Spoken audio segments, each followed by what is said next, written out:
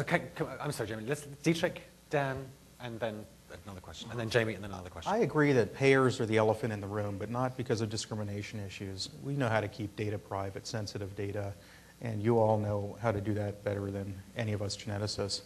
I think the elephant in the room related to payers is adoption of reimbursement for sequencing the genome and interpreting it across individuals' life. There's clearly value in the human genome related to medicine and health. Otherwise, the NIH, the National Institutes of Health, wouldn't have spent billions upon billions of dollars to sequence it, develop technologies around it, and build a knowledge base of correlations between bases in the genome and disease. So there's value there.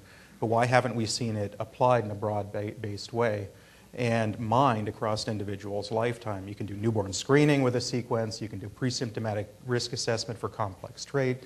You can do monogenic diagnostics. You can do carrier testing. You can do pharmacogenomics in a single-shot assay. So since this panel is named The Future of Personal Genomics, I'm going to predict the future here and say we're going to get convergence at the point where the price point of sequencing a whole genome equals the price point of sequencing a single gene.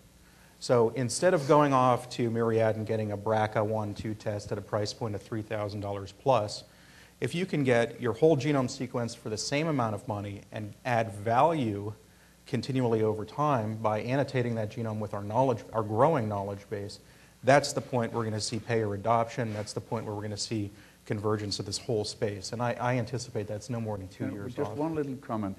There is truly reluctance from our society to pay for population screening. There's no question about that. There is some reluctance by payers, but the biggest reluctance today is by the medical profession. The medical profession is fairly afraid of this, is reluctant to adopt this, and is fighting against it. And that's amazing. It is amazing, and I think you're seeing, consumer drive, especially when they get sick, when they get cancer.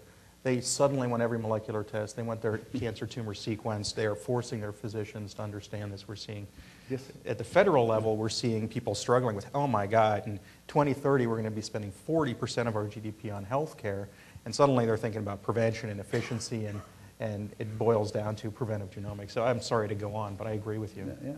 Dan, did you have a comment? And then we'll take well, several, but I'll try and pick one. I guess I'll maybe just so we move forward instead of back. I'll add my own prediction, which is, I think Dietrich's right.